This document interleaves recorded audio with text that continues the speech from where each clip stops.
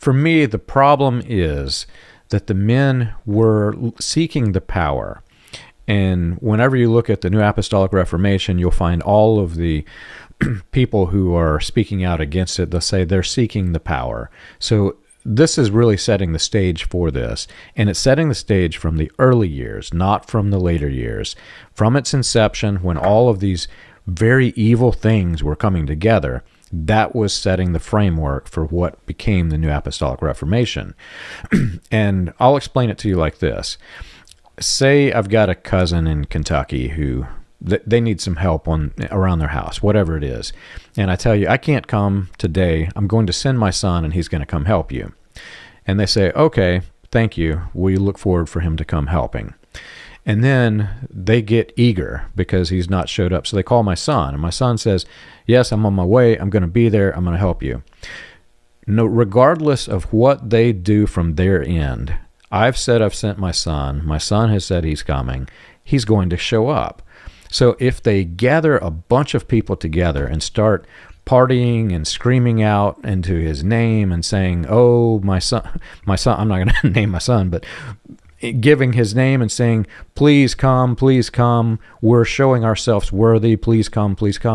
It doesn't matter if they do this. He's still coming because I said he's coming and my son said he's coming.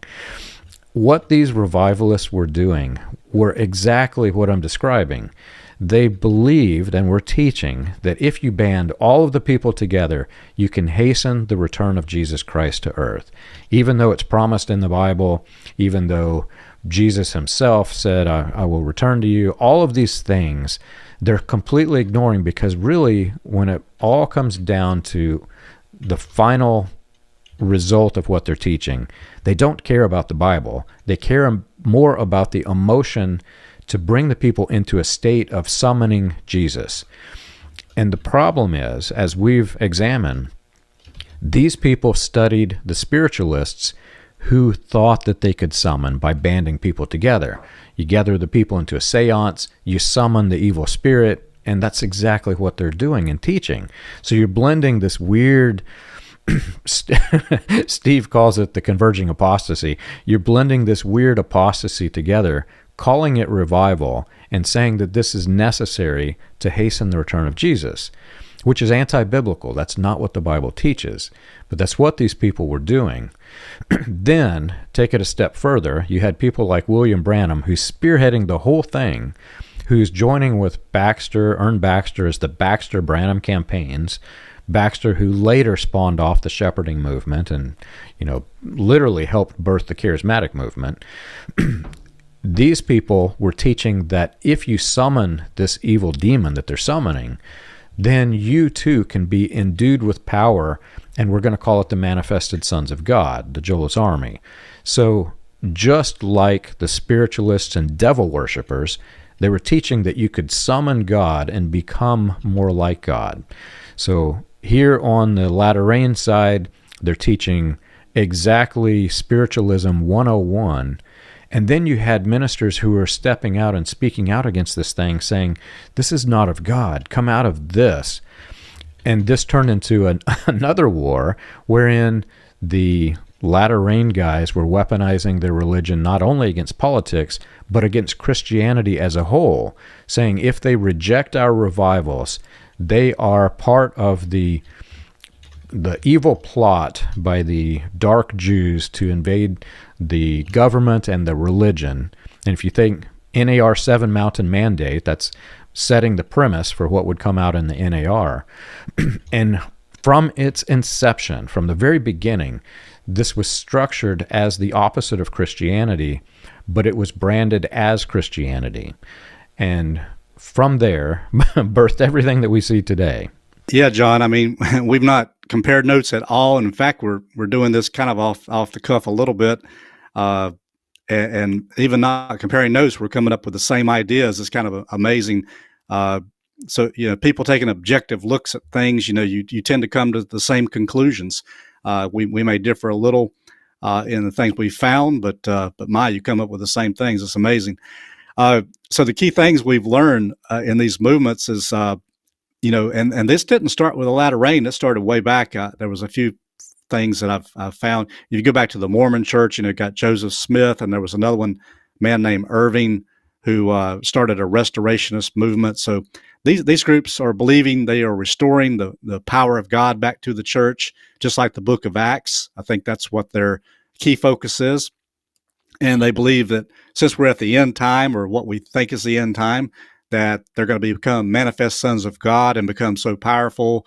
I know the Dominion teaching is that, the church is going to have to become powerful before Jesus will return. And like you said, those times already said in Scripture, we have no, God's going to do it regardless. And he's not out to make us powerful so he can come back, because the church is not to be shown that way. The power resides in us to live a holy life and to preach the gospel, not to run the governments. But so we've had those restoration movements, and then the supernatural was sought so much. People want to see those demonstrations. They want to have those emotional experiences and ecstatic trances and things. That's been going on for a very long time now, for the last 100 years. I think a lot of that started with Franklin Hall's book, Atomic Power of God. So they use fasting a lot. They tried to bring themselves into a state through fasting.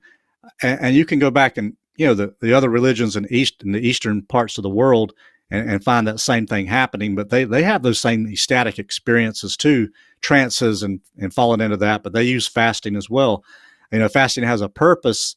But, they were using it here and using Franklin Hall's book, to show that, hey, we can get in touch with the Spirit by fasting. And you see many, many times, and I'm sure Branham, I had many quotes there I won't have time to read now, but he talked about he fasted all the time. He's been fasting the last 3 days, but he'll do that before his meetings so he can be very in tune with whatever, the Spirit that's leading that meeting that he would talk about.